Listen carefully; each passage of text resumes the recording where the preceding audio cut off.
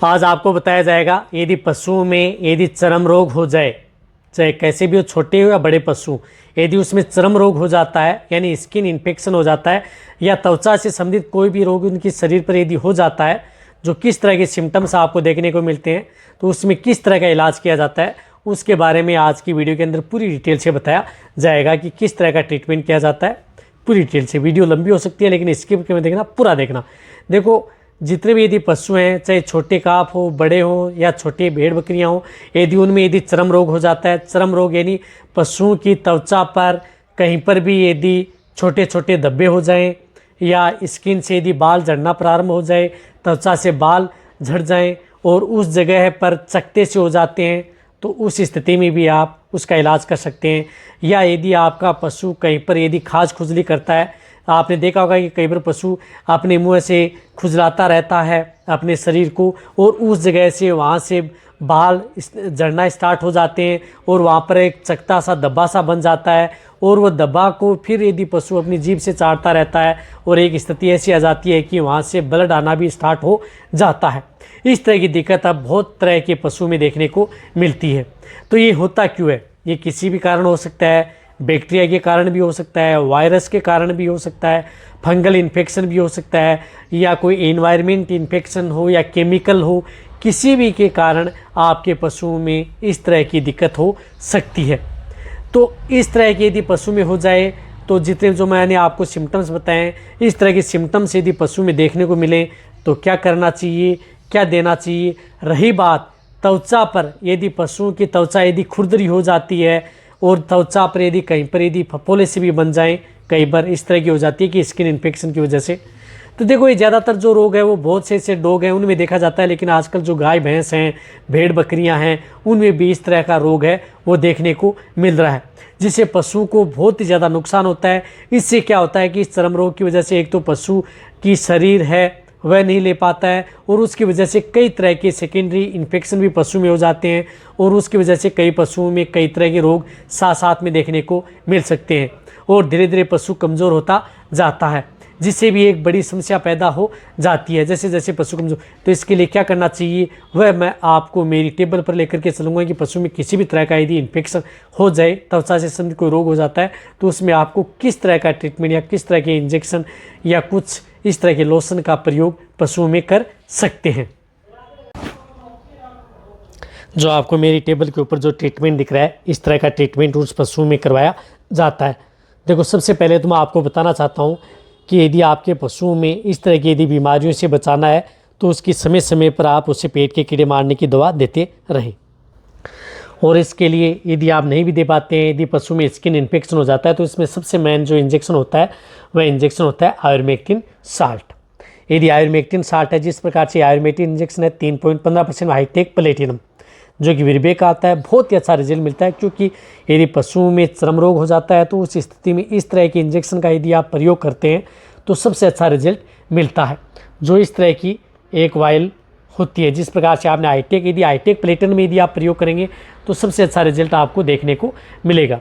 तो इस इंजेक्शन की डोज क्या होती है? इस इंजेक्शन की डोज होती है 1 ml पर 50 kg बॉडी वेट सबकट।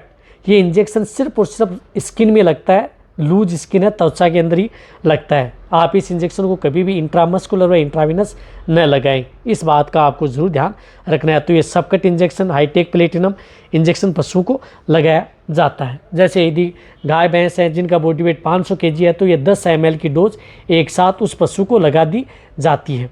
ये इंजेक्शन तो बहुत ही ज़्यादा ज़रूरी है, तो आप ये इंजेक्शन ज़रूर उस पशु को लगाएं। साथ में उस पशु को जिस प्रकार से CPM क्लोरफेनेरमाइड मेलेट इंजेक्शन आता है, तो इस इंजेक्शन का प्रयोग करें क्योंकि ये एंटी एलर्जिक इंजेक्शन है। तो ये इंजेक्शन भी यदि पशु में चर्म से संबंधित यदि कोई भी दिक्कत हो जाती है तो उस स्थिति में ये इंजेक्शन उन पशुओं को लगाया जाता है। तो जो लार्ज एनिमल्स हैं, बड़े पशु हैं, तो इनमें आप 10 ml इंट्रामस्कुलर ये इंजेक्शन लगा सकते हैं। मीडियम साइज़ के पशु हैं तो इनमें 5 ml लगा सकते हैं। यदि भेड़ बकरियों में इस तरह की यदि दिक्कत हो गई है तो 2 से 3 ml या 4 ml तक आप इस CPM इंजेक्शन का प्रयोग उन पशुओं में करवा सकते हैं।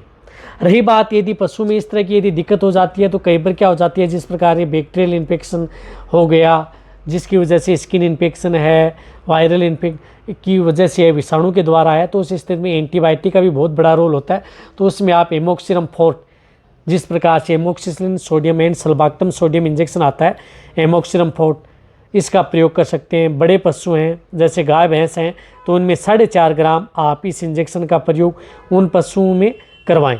यदि जैसे भेड़ बकरियां हैं तो उनमें जिस प्रकार से 300 mg का एक इंजेक्शन आता है, तो आप उसमें 300 mg का इंजेक्शन उन पशुओं को लगवा सकते हैं।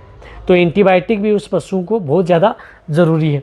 यानी जो ये 3 इंजेक्शन है, एक तो आपको एंटीबायोटिक इंजेक्शन, एक आयुर्मेक्टिन, एक एंटी एलर्जिक, ये 3 इंजेक्शन तो उस पशु को लगाने ही होंगे यदि आपके पशु में इस तरह की दिक्कत हो जाती है। तो रही बात एक चैनल का, लिंक डिस्क्रिप्शन में दिया गया है, उस चैनल को भी सब्सक्राइब कर लें। वह भी चैनल बहुत अच्छा है, जो रेसिपी का चैनल है, यदि आप उसको भी आप सब्सक्राइब कर सकते हैं, क्योंकि इस चैनल में घरेलू रेसिपीज़ इस तरह से बताई गई हैं। तो आप चैनल यदि आपके लिए हो देखने लायक तो आप उसको सब्सक्राइब भी कर सकते हैं। देखो साथ साथ में आपको मैं बताना चाहता हूँ कि इसमें एक लोशन का बहुत ज़रूरी है। जब भी पशु में यदि स्किन दिखने लग जाती है, वहाँ पर लाल लाल चकत्ते से हो जाते हैं, धब्बे से हो जाते हैं और स्किन साफ साफ उसमें खून सा भी आना स्टार्ट हो जाता है, बहुत ज़्यादा खुजली हो रही है, तो वहाँ पर आप जो ये एल्मीजोल स्किन लोशन आता है, इस लोशन का आप ज़रूर प्रयोग करें।